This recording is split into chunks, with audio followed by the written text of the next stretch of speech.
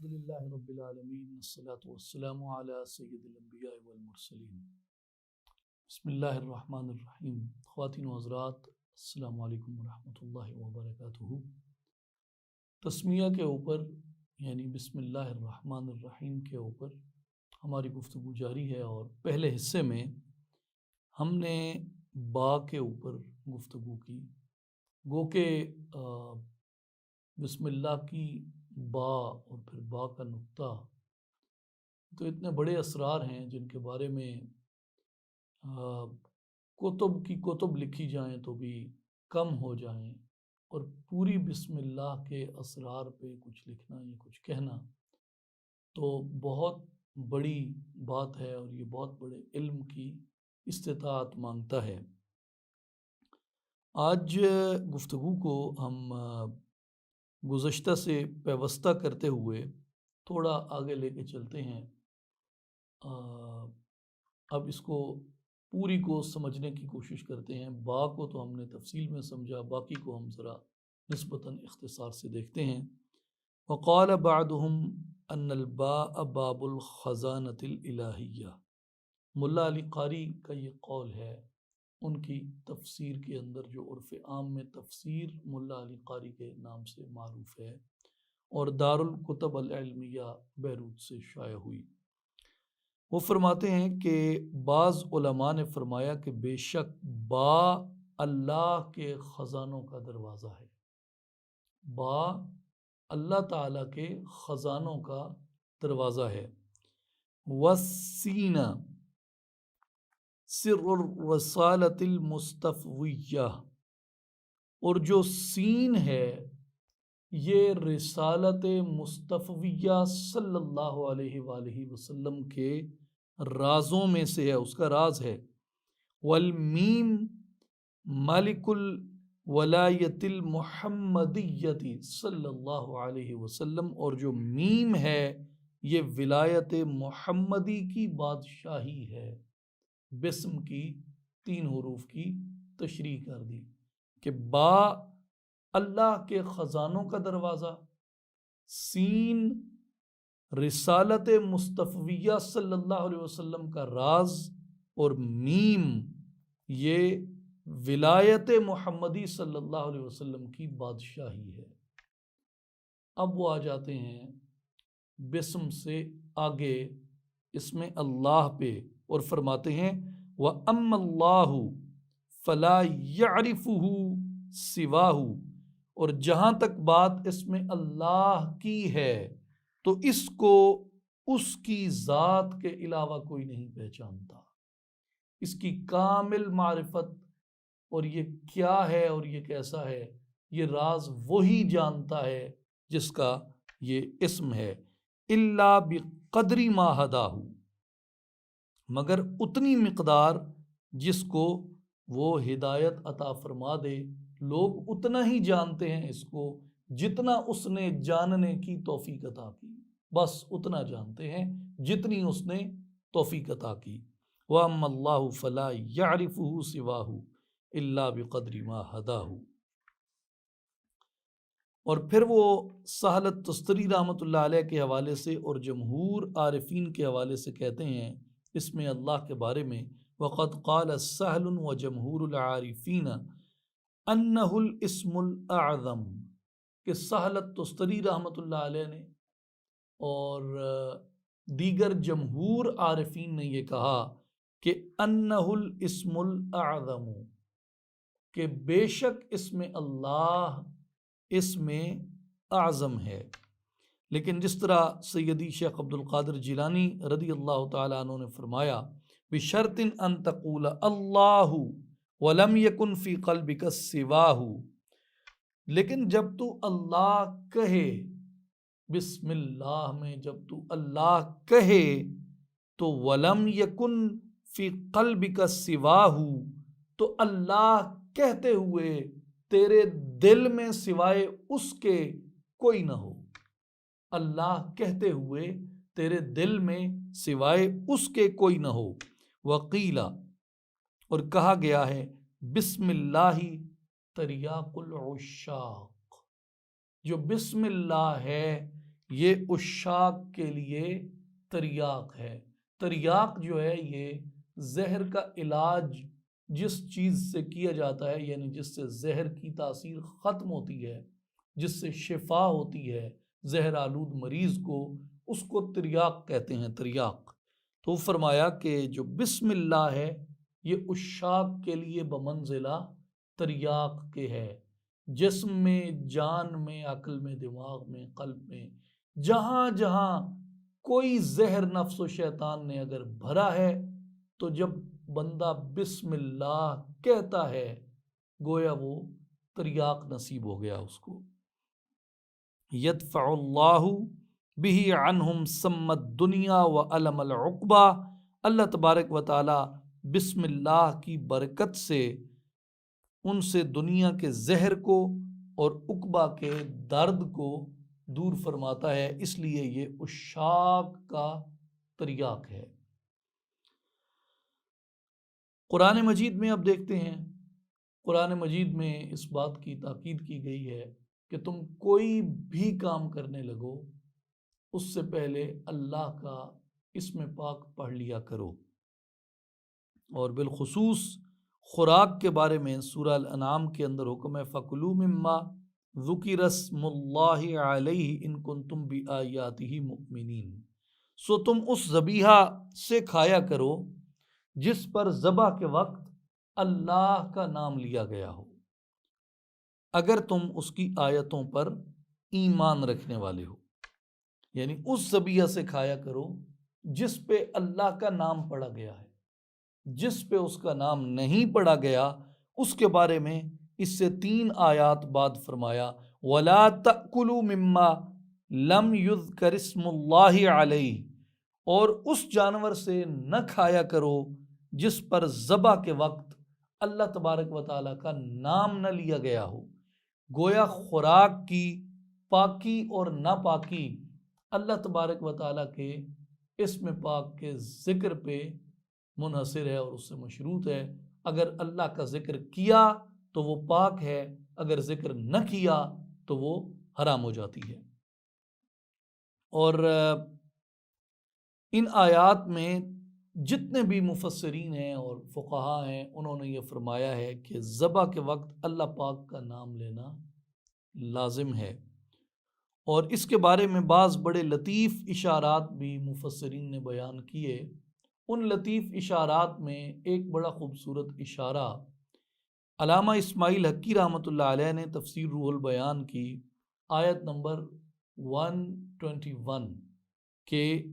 تفسیر میں کیا۔ فرمایا کہ وَالْإِشَارَةُ لَا تَأْكُلُوا طَعَامًا إِلَّا بِأَمْرِ اللَّهِ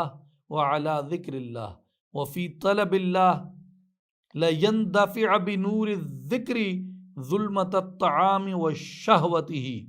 فرماتے ہیں کہ اس آیت میں اشارہ ہے کہ صرف حکم الہی کے تحت اور اللہ تعالیٰ کا نام لے کر اسی کی طلب میں کھاؤ، تاکہ ذکر الہی کے نور سے طعام کی تاریکی اور اس کی شہوت دفع ہو جائے۔ طعام کے اندر جو تاریکی ہے اور طعام کے اندر جو شہوت پائی جاتی ہے، اسماعیل حقی فرماتے ہیں کہ جب بندہ ذکر کرتا ہے اللہ کا، اس کے اسم پاک کا، تو جو طعام میں اگر تاریکی ہو یا شہوت ہو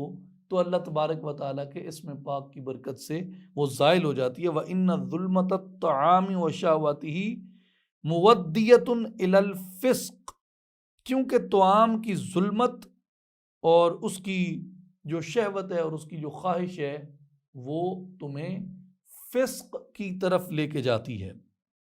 الذي هو الخروج من النور الروحانی الى الظلمة النفسانیتی، اور وہ فرماتے ہیں کہ تصوف میں نور روحانی سے نکل کر ظلمت نفسانیہ کی طرف جانا فسق کہلاتا ہے۔ تصوف میں نور روحانی سے نکلنا اور ظلمت نفسانی میں جانا، یعنی علوی روحانی لطیف جسم سے مادی سفلی کثافت کی طرف جانا، لطافت سے کثافت کی طرف جانا جو ہے یہ فسق کہا جاتا ہے۔ اور اس لیے وہ فرماتے ہیں کہ اگر تم فسق سے بچنا چاہتے ہو تو اپنی ہر خوراک پر اللہ تبارک و تعالیٰ کا اسم پاک لے لیا کرو۔ اس میں حضرت عطا کا قول منقول ہے جو اسی آیت کے تحت امام فخر الدین رازی رحمۃ اللہ تعالیٰ علیہ نے لکھا کہ کل ما لم یذکر علی اسم اللہ من طعام او شراب فہو حرام۔ آپ نے فرمایا کہ عطا کا قول ہے کہ جس کھانے اور پینے پر اللہ کا نام نہ لیا گیا وہ حرام ہو گئی۔ تمسکن بعموم هذه الآیت، اور وہ فرماتے ہیں کہ انہوں نے اس آیت کے عموم سے اس پر استدلال کیا کہ ہر چیز پر اللہ کا نام لینا چاہیے، لیکن دیگر فقہا نے اس عموم سے ذبح کی تخصیص کے اوپر اجماع کیا ہے، یعنی یہ آیت جو ہے یہ ذبح کے لیے خاص ہے، باقی جتنی بھی چیزیں ہیں اس کو انہوں نے عموم میں اس کو شامل نہیں کیا، بلکہ انہوں نے ذبح کی تخصیص کے اوپر اجماع فرمایا ہے، یعنی وہ یہ کہتے ہیں کہ یہ عموم ذبح کے ساتھ خاص ہے۔ لیکن جو امام راضی کے بیان کرنے کا مقصد تھا وہ عارفانہ نکتہ کر کے اس کو بیان کیا انہوں نے۔ اب یہاں فقہ میں گو کہ یہ رعایت فقہا نے دے دی، لیکن جب آپ معرفت میں جاتے ہیں تو معرفت میں پابندی شریعت اور زیادہ لازم ہو جاتی ہے۔ یہ بڑی سمجھنے کی بات ہے۔ بعض لوگ یہ سمجھتے ہیں کہ معرفت میں قدم رکھا تو پابندی شریعت میں نرمی آ جاتی ہے کہ یہ احکام ساقط ہو جاتے ہیں۔ خدا کے بندو، معرفت میں قدم رکھنے سے احکام ساقط نہیں ہوتے، شرع کے احکام اور بڑھ جاتے ہیں، ساقط نہیں ہوتے احکام اور بڑھ جاتے ہیں۔ اس آیت کے تحت جس پہ امام فخر الدین رازی رحمۃ اللہ علیہ نے بیان کیا عارفین کے اس نقطے کے حوالے سے، اس آیت کے تحت گو کہ اس کی تخصیص ذبیحہ سے کی فقہا نے شریعت کی حد تک، لیکن جب طریقت، حقیقت اور معرفت تک طالب پہنچا تو پھر فرمایا کہ وہ جو پیے اس چیز کے پینے پر بھی اللہ کا ذکر کرے، اور حتیٰ کہ عارفین نے یہاں تک کہا کہ اگر ایک سانس بھی اللہ کے ذکر سے غافل گیا تو وہ سانس حرام گیا، مردہ گیا۔ جو دم غافل سو دم کافر، سنو مرشد اے فرمایا ہوں۔ یہ احکام ساقط ہوئے ہیں یا احکام بڑھ گئے ہیں؟ معرفت کو سمجھیں، راہ تصوف کو سمجھیں اہل حق صوفیاء کی بصیرت سے۔ وہ کہ موضوع یہ نہیں ہے، لیکن I would like to re-emphasize کہ اس بات کو کنسیڈر کیا جائے کہ جو لوگ یہ کہتے ہیں کہ جی تصوف میں اور اس میں آ کے تو چھوٹ مل جاتی ہے اور یہ مل جاتی ہے، یہ سب باطل ہے، دجل ہے، یہ گمراہی ہے۔ جو علمی روایت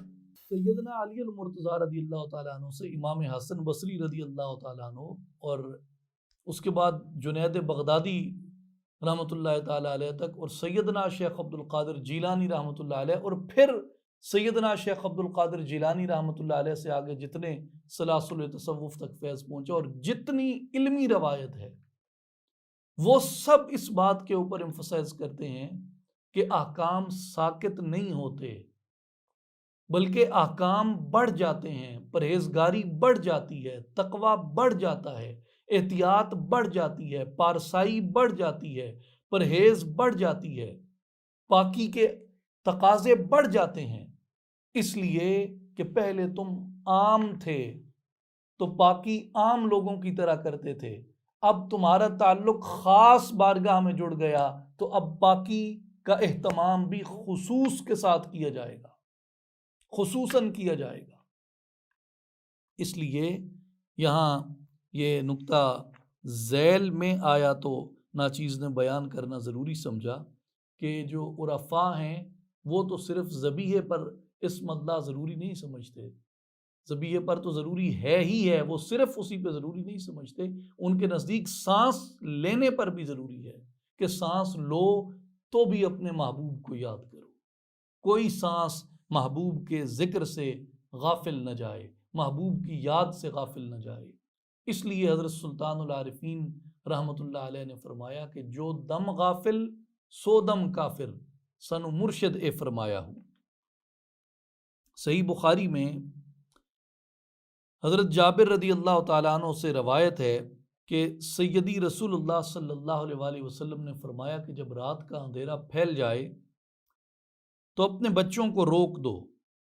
فَكُفُّوا صِبْيَانَكُمْ، اپنے بچوں کو روک دو، فَإِنَّ الشَّيَاطِينَ تَنْتَشِرُ حِينَئِذٍ، کیونکہ اس وقت شیطان منتشر ہوتے ہیں،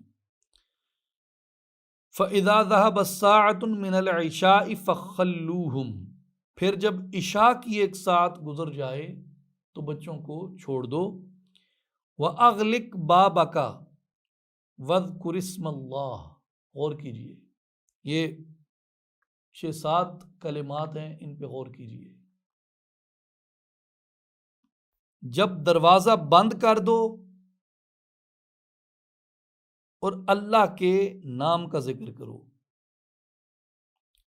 وَأَطْفِئْ مِصْبَاحَكَ وَاذْكُرِ اسْمَ اللَّهِ، پھر اپنا چراغ بجھاؤ اور اللہ کے نام کا ذکر کرو، وَأَوْقِ سِقَاءَكَ وَاذْكُرِ اسْمَ اللَّهِ، اور اپنی مشک کا منہ باندھ دو جو مشکیزہ ہے اور اللہ کا ذکر کرو، وَخَمِّرْ إِنَاءَكَ وَاذْكُرِ اسْمَ اللَّهِ، اپنے برتن ڈھانپ دو اور اللہ کا ذکر کرو، وَلَوْ تَعْرُضُ عَلَيْهِ شَيْئًا، اگر کوئی ڈھکن نہ ہو، درمیان میں کوئی چیز رکھ دو۔ ابو داؤد شریف کے اندر یہ الفاظ آئے ہیں کہ اغلق بابک وذکر اسم اللہ فإن الشیطان لا یفتح بابا مغلقا، اور دروازہ بند کر دو اور اللہ کے نام کا ذکر کرو، بے شک شیطان بند دروازوں کو نہیں کھول سکتا۔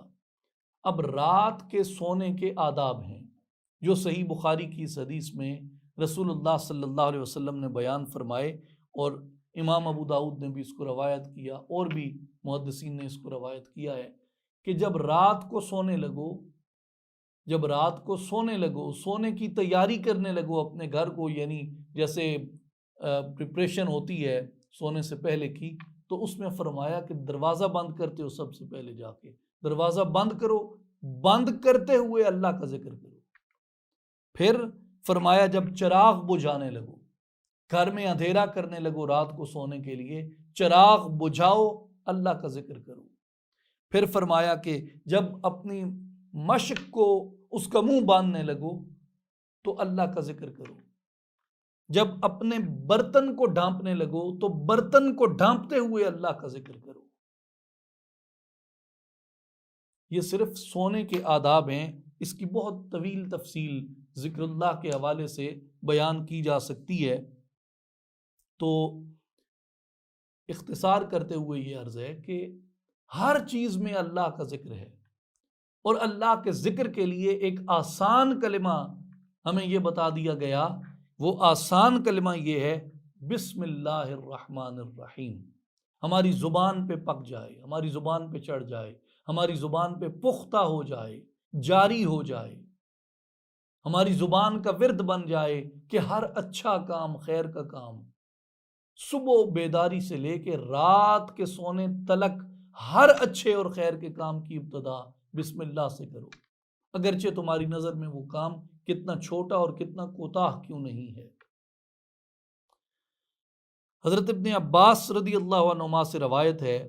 کہ سیدنا عثمان ابن عفان ذی النورین امیر المؤمنین رضی اللہ تعالی عنہ نے رسول اللہ صلی اللہ علیہ وآلہ وسلم سے تسمیہ کے بارے میں سوال کیا، تو آپ صلی اللہ علیہ وآلہ وسلم نے فرمایا کہ ہوا اسم من اسماء اللہ، کہ وہ اللہ کے اسماء میں سے ایک اسم ہے، وما بینہ و بین اسم اللہ الاکبر الا کما بین سواد العین و بیاضها من القرب، فرمایا اللہ کے سب سے بڑے نام یعنی اللہ اور اس کے مابین اس قدر قرب ہے جیسے آنکھ کی سفیدی اور آنکھ کی سیاہی کے درمیان قرب ہے، یعنی یہ آپس میں جڑے ہوئے ہیں۔ اور امام قرطبی رحمۃ اللہ علیہ نے اور دیگر کئی علماء کرام نے یہ بیان فرمایا ہے۔ اب یہ بسم اللہ کے ارتقائی مراحل کے بارے میں تھوڑی سی بات ہے کہ ایک جو یہ فقط ایک جملہ ہم کہہ دیتے ہیں بسم اللہ، رسول اللہ صلی اللہ علیہ وآلہ وسلم پہلے جب خط بھیجتے تھے تو خط کے سر نامہ کے اوپر آپ یہ لکھواتے تھے بِاسْمِكَ اللہم، یہ لکھوایا جاتا تھا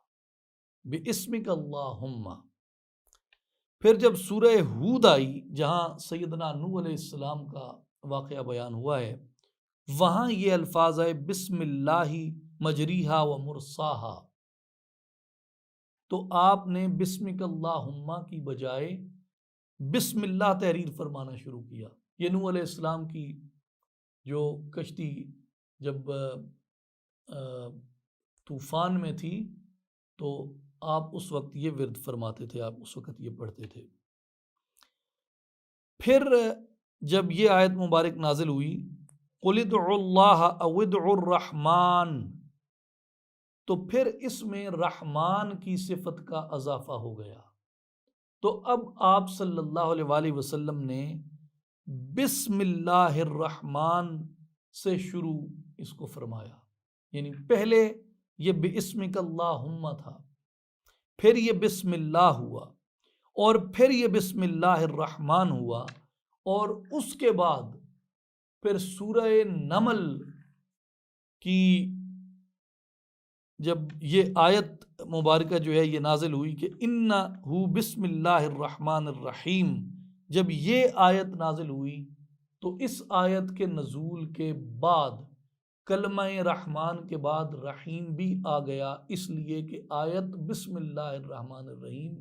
آیت میں یہ کلمہ مکمل آ گیا، آیت نمبر 30 سورہ نمل کی۔ حافظ ابن کثیر رحمۃ اللہ تعالی علیہ نے حضرت بریدہ رضی اللہ تعالیٰ عنہ سے روایت کیا، وہ اپنے والد سے روایت کرتے ہیں کہ حضور نبی کریم صلی اللہ علیہ وآلہ وسلم نے فرمایا انزلت علی آیت لم تنزل علی نبی غیر سلیمان ابن داؤد وغیری، حضور علیہ السلام نے فرمایا کہ مجھ پر ایک آیت ایسی اتری ہے جو سیدنا سلیمان علیہ السلام جو بیٹے تھے سیدنا داؤد علیہ السلام کے، فرمایا مجھ پہ اور سلیمان علیہ السلام کے علاوہ کسی نبی پر نازل نہیں ہوئی، وہی بسم اللہ الرحمن الرحیم۔ اور یہ آیت ہے یہ جہاں پہ ملکہ سبا کو خط جاتا ہے سیدنا سلیمان علیہ السلام کا، اور وہ اپنا خط اپنے سالاروں کے سامنے پیش کرتی ہے، اپنے ملکان و مشران کے سامنے پیش کرتی ہے، قالت یا ایھا الملأ انی القی الی کتاب کریم انہ من سلیمان وانہ بسم اللہ الرحمن الرحیم۔ اب یہاں ایک بات یہ ہمیں معلوم ہو گئی کہ یہ کن ارتقائی مراحل سے تسمیہ شریف گزری اور کیسے یہ آیت مبارکہ مکمل ہوئی۔ اس سے پہلے کہ میں اس کی ایک اور حکمت اور اس کی ایک اور برکت بیان کروں، یہاں یہ شاہ عبدالعزیز محدث دہلوی رحمۃ اللہ علیہ نے تفسیر عزیزی کے اندر بیان فرمایا ہے کہ تسمیہ میں رحمان اور رحیم کا ذکر کس لیے آیا، ان دو صفات کا ذکر کس لیے آیا، اور وہ فرماتے ہیں کہ اس کی وجہ یہ ہے کہ اس کی جو تسمیہ کی ابتدا تھی وہ اللہ کے اسم جلالت سے ہو رہی تھی، اور اسم جلالت کے ساتھ جو انسان کا دل ہے وہ اس کی ہیبت سے مدہوش ہو جاتا ہے۔ بسم اللہ، تو جیسے سیدنا غوث پاک نے فرمایا کہ جب تم کہو تو دل کو اس کے غیر سے خالی کر کے کہو، تو دل میں ہیبت آ گئی، جلال طاری ہوا، تو دل مدہوش ہو گیا، خوف سے لرزنے لگا۔ تو ایمان چونکہ خوف و امید کے درمیان ہے، تو مومن کی امید بڑھانے کے لیے پہلے اظہار جلالت کیا، پھر امید عطا کی اور کہا الرحمن الرحیم۔ شاہ عبدالعزیز محدث دہلوی رحمۃ اللہ علیہ فرماتے ہیں کہ اس میں جلالت کے بعد رحمان و رحیم کی صفات ذکر کرنے کا اس کی حکمت یہ ہے کہ اللہ تبارک و تعالیٰ کا خوف بھی دل میں آ جائے اور اس کی ذات سے امید بھی وابستہ ہو جائے، تاکہ مومن کا ایمان بسم اللہ کا کلمہ کہتے ہی مکمل ہو جائے۔ اب گویا کلمہ ایک ہے کیفیتیں دو ہیں، کلمہ ایک ہے، کیفیتیں دو ہیں۔ پہلی کیفیت جلال کی ہے اور دوسری کیفیت رحمت کی ہے۔ تو مومن کے لیے ان دونوں کا اطلاق ایسے ہوا کہ جلال کے سامنے مومن کی کیفیت خوف کی ہو گئی اور رحمت کے سامنے مومن کی کیفیت امید کی ہو گئی۔ تو جو یہ کہا گیا کہ الایمان بین الخوف والرجاء، کہ ایمان خوف اور امید کے درمیان ہوتا ہے، یہ ایک کلمہ جو بھی مومن پوری کیفیت سے کہتا ہے وہ اپنے ایمان کی تکمیل کر لیتا ہے، خوف و امید کو جمع کر لیتا ہے اور جلال اور رحمت کا مشاہدہ ایک ساتھ کرتا ہے، بسم اللہ الرحمن الرحیم کہتے ہوئے اللہ کے جلال کا اور اس کی رحمت کا مشاہدہ، اس لیے کہ اس میں اللہ، اس میں جلالت ہے، اور الرحمن الرحیم یہ دونوں اسما جو ہیں یہ رحمت کو ظاہر کرتے ہیں۔ اور ابن کثیر رحمۃ اللہ علیہ نے جابر بن عبداللہ رضی اللہ عنہ کا قول نقل کیا کہ لما نزل بسم اللہ الرحمن الرحیم حرب الغیم الی المشرق وسکنت الریاح وہاج البحر، کہ جب بسم اللہ نازل ہوئی تو مشرق کی طرف تمام بادل چھٹ گئے، ہوائیں رک گئیں، سمندروں میں جوش آ گیا، وَأَصْغَتِ الْبَهَائِمُ بِآذَانِهَا، جانوروں نے کان لگا لیے، وَرُجِمَتِ الشَّيَاطِينُ مِنَ السَّمَاءِ، اور آسمان سے شیاطین پہ سنگ باری کی گئی، وَحَلَفَ اللَّهُ تَعَالَى بِعِزَّتِهِ وَجَلَالِهِ أَلَا يُسَمَّى اسْمُهُ عَلَى شَيْءٍ إِلَّا بَارَكَ فِيهِ، فرمایا کہ اللہ رب العزت نے جب یہ کلمہ اتارا تو تمام بادل مشرق کی طرف چھٹ گئے، ہوائیں رک گئیں، سمندروں میں جوش آ گیا، چرند پرند و بہائم کان لگا کے سننے لگے، آسمانوں سے شیاطین پہ سنگ باری کی گئی، اور اللہ رب العزت نے اپنی عزت کی اور اپنے جلال کی قسم کھا کے فرمایا کہ جس چیز پر بھی میرا نام پڑا جائے گا اس کے اندر برکت کو داخل کر دیا جائے گا۔ جس نے بھی میرے نام کو پڑھا، یعنی بسم اللہ الرحمن الرحیم، اس کو ادا کیا، اس کام میں اور اس شے میں برکت داخل کر دی جائے گی۔ امام قرطبی رحمۃ اللہ علیہ لکھتے ہیں، اور یہ بڑی خوبصورت بات ہے، ایک لطیف نکتہ ہے، امام قرطبی فرماتے ہیں کہ بسم اللہ کا ہر حرف اللہ تبارک و تعالیٰ کے کسی ایک اسم کی کنجی ہے، ہر حرف کسی ایک اسم کی کنجی ہے، اس کی چابی ہے۔ جیسے اس میں 19 حروف آئے ہیں جن میں بعض میں تکرار ہے، جیسے لام میں تکرار آ گیا، جیسے الف میں تکرار آ گیا، تو اس طرح میم میں تکرار آ گیا، تو وہ تکرار حذف کر کے امام قرطبی رحمۃ اللہ علیہ نے فرمایا کہ اس کے جتنے اسما ہیں وہ کسی نہ کسی اسم صفت کی کنجی ہیں۔ جب بندہ کہتا ہے بسم اللہ الرحمن الرحیم تو ان تمام اسماء صفات کی مدد بھی اور برکت بھی شامل حال ہو جاتی ہے۔ فالباء مفتاح اسمہ بصیر، کہ پس جو با ہے وہ اللہ کے اسم بصیر کی کنجی ہے، اور جو سین ہے یہ اسم سمیع کی کنجی ہے، اور جو میم ہے یہ اسم ملیکن کی کنجی ہے، اور جو الف ہے یہ اس کے اسم جلالت اسم اللہ کی کنجی ہے، اور جو لام ہے یہ اسم لطیف کی کنجی ہے، اور جو ہا ہے یہ اسم ہادی کی کنجی ہے، اور جو را ہے یہ اسم رازق کی کنجی ہے، اور جو حا ہے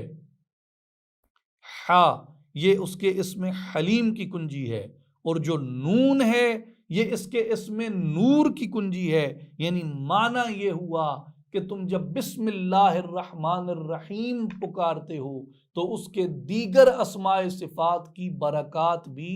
تمہارے ساتھ شامل ہو جاتی ہیں۔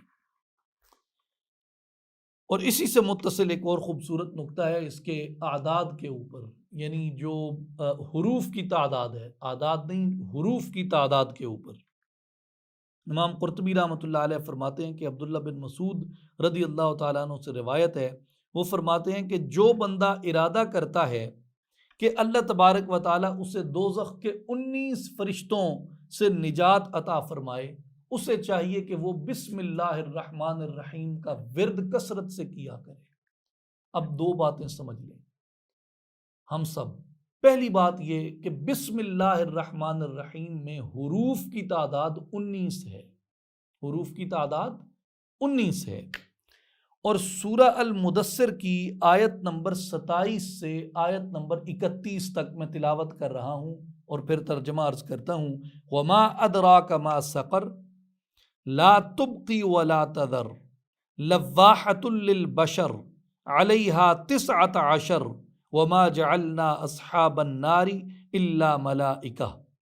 اور تم نے کیا جانا دوزخ کیا ہے، نہ باقی رکھتی ہے نہ چھوڑتی ہے، جسمانی کھال کو جھلسا کر سیاہ کر دینے والی ہے۔ علیہا 19، اس پر 19 فرشتے بطور داروغہ کے مقرر کیے گئے۔ وما جعلنا اصحاب النار الا ملائکہ، اور ہم نے دوزخ کے داروغے جو ہیں وہ صرف فرشتوں کو مقرر کیا۔ اب 19 داروغے جہنم کے ہیں، اور 19 عدد جو ہیں یہ بسم اللہ الرحمن الرحیم کے ہیں۔ 19 حروف جو ہیں کل وہ بسم اللہ الرحمن الرحیم میں ہیں۔ عبداللہ بن مسعود رضی اللہ تعالیٰ عنہ فرماتے ہیں کہ جو یہ چاہے کہ اس کو جہنم کے ان 19 داروغوں سے نجات مل جائے، اس کو چاہیے کہ بسم اللہ الرحمن الرحیم کا ورد کثرت سے کیا کرے۔ اللہ تبارک و تعالیٰ اس کے لیے ہر حرف کے بدلے ہر ایک فرشتے سے ڈھال بنا دے گا، اور وہ جو یہ کہتا ہے بسم اللہ الرحمن الرحیم تو وہ عذاب جہنم سے محفوظ ہو جائے گا۔ اور امام قرطبی رحمۃ اللہ علیہ نے نقل فرمایا اس کی تعظیم کے لیے کہ بسم اللہ الرحمن الرحیم کی تعظیم تمہارے لیے برکت لے کے آتی ہے، اور کہا کہ سعید سے مجھے یہ خبر پہنچی کہ ایک شخص نے ایک کاغذ میں بسم اللہ الرحمن الرحیم کو لکھے ہوئے دیکھا، فقبلہ، اس کو چوما، ووضعہ علی عینیہ، اور چوم کے اپنی آنکھوں پہ رکھا۔ امام قرطبی بیان کر رہے ہیں اس نے بسم اللہ الرحمن الرحیم کو چوم کے اپنی آنکھوں پر رکھا، فغفر لہ، اللہ تبارک و تعالیٰ نے اس بندے کی اس ادا پہ خوش ہو کے اس کی بخشش فرما دی۔ اور اسی مفہوم کا معروف واقعہ جو ہے وہ حضرت بشر حافی رحمۃ اللہ تعالیٰ علیہ کا ہے، جو امام احمد ابن حنبل رضی اللہ عنہ کے شیخ تھے۔ سیدنا بشر حافی اولین صوفیاء کے گروہ میں شمار کیے جاتے ہیں۔ انہوں نے جب ایک ٹکڑے پہ بسم اللہ کو دیکھا، اس کو اٹھایا، خوشبو لگائی، چوما، اللہ تبارک و تعالیٰ نے اس کو ایک ادنا بندے سے اپنا ولی کامل بنا دیا۔ امام سیوطی نے اور امام قرطبی نے سعید بن ابی سکینہ سے روایت کی، وہ فرماتے ہیں ان علی ابن ابی طالب رضی اللہ عنہ نظر الی رجل یکتب بسم اللہ الرحمن الرحیم، حضرت علی رضی اللہ تعالی عنہ نے ایک آدمی کو دیکھا کہ وہ بسم اللہ الرحمن الرحیم لکھ رہا تھا۔ آپ نے اسے فرمایا جودھا، اس کو خوبصورت لکھو، اس کو خوبصورت لکھو۔ فَإِنَّ رَجُلًا جَوَّدَهَا فَغُفِرَ لَهُ، جو شخص بسم اللہ الرحمن الرحیم کو خوبصورت لکھتا ہے، واقعہ یوں ہے کہ ایک شخص نہیں، حضرت علی بیان فرماتے ہیں، حضرت علی رضی اللہ عنہ فرماتے ہیں کہ جو شخص بسم اللہ کو خوبصورت لکھتا ہے، ایک شخص تھا جس نے بسم اللہ کو خوبصورت لکھا، اللہ تبارک و تعالیٰ نے اس کی اس ادا پہ راضی ہو کر کہ اس نے میرے اسم اور میرے ذکر کی تعظیم کی ہے، اللہ نے اس کی مغفرت فرما دی۔ تو اس سے ایک سبق میں یہ بھی اخذ کر کے آپ کو عرض کرنا چاہتا ہوں کہ جو خطاطی ہے یہ ہماری تہذیب کا ایک بہت بڑا اثاثہ ہے۔ اور حضرت علی رضی اللہ تعالیٰ عنہ تلقین کرتے ہیں کہ خطاطی، تم اگر بسم اللہ کی خوبصورت خطاطی کرتے ہو سکتا ہے تمہاری مغفرت کر دی جائے۔ تو خطاطی صرف ایک آرٹ نہیں ہے، صرف شہرت ہی نہیں دیتی، شہرت بھی دیتی ہے، ہنر بھی دیتی ہے، سرمایہ بھی دیتی ہے، لیکن اس کے ساتھ ساتھ جو خطاطی ہے یہ آپ کو بخشش تک لے کے جاتی ہے۔ اللہ کا نام خوبصورت لکھا، اللہ خوش ہوا اپنا نام خوبصورت لکھا دیکھ کے، اور نام اللہ کا لکھتے ہوئے، اس کے کلمات کو لکھتے ہوئے دل میں نہ جانے کس لمحے کون سا جذبہ بیدار ہو جائے جس پہ مولا راضی ہو جائے، راضی ہو کے اس کی مغفرت کر دے، اس کی بخشش کر دے۔ اور جتنے صوفیات تھے بڑی خوبصورت خطاطی کرتے تھے اور خطاطی کے بڑے شوقین تھے، اور علم خطاطی کی خدمت کی ہے صوفیاء نے، یہ الگ ایک موضوع ہے۔ اور خود حضرت سلطان العارفین سلطان باہو رحمۃ اللہ علیہ خود خوبصورت خطاط تھے، اور اپنے کلام میں خطاطی کو اعلیٰ استعارے کے طور پہ استعمال کرتے ہیں۔ کت قلم نو مار نہ جانے کاتب نام دھرایا ہو، واہ نصیب تنہاں دا باہو جنہ الف تے میم پکایا ہو۔ اب اس کی تفصیل میں اور اس کے خطاطی کے تناظر میں اس کی وضاحت کا موقع نہیں ہے، لیکن اتنا کہہ دینا کافی ہے کہ حضرت علی رضی اللہ عنہ نے فرمایا کہ ایک شخص نے بسم اللہ کو خوش خط لکھا، اس کی مغفرت ہو گئی۔ تو اپنے بچوں کو خطاطی سکھائیں، خوش خطی سکھائیں، کہ وہ بھی کوئی ایسا عمل کریں جو ان کے لیے توشہ آخرت بن جائے۔ اور امام قرطبی رحمۃ اللہ علیہ نے اور امام ابو اللیث سمرقندی رحمۃ اللہ علیہ نے دونوں نے اپنی تفاسیر میں سیدنا علی رضی اللہ تعالیٰ عنہ کے حوالے سے لکھا کہ سیدنا علی المرتضیٰ شیر خدا رضی اللہ تعالیٰ عنہ نے فرمایا بسم اللہ انہ شفاء من کل داء، کہ بسم اللہ جو ہے یہ ہر بیماری کی شفا ہے، وعون علی کل دواء، اور ہر دوا پر مدد ہے۔ پہلے کیا کہا؟ شفاء من کل داء، ہر بیماری کی شفا ہے، جو بھی بیماری ہے اس پہ بسم اللہ الرحمن الرحیم پڑھ کے دوا کریں، یہ اس کے لیے شفا بن جاتی ہے۔ اور فرمایا اگر تم کوئی دوا لے رہے ہو تو یہ اس دوا پر مدد بن جاتی ہے کہ دوا میں شفا کی تاثیر بڑھ جاتی ہے۔ تو اس لیے بسم اللہ الرحمن الرحیم ہمارے ظاہر کی بھی بیماریوں کی دوا ہے اور ہمارے باطن کی بیماریوں کی بھی دوا ہے۔ اللہ تبارک و تعالی ہمیں بسم اللہ الرحمن الرحیم کی حرمت سے اور اس کے وسیلے سے ظاہری اور باطنی بیماریوں سے نجات عطا فرمائے۔ وآخر دعوانا ان الحمد للہ رب العالمین۔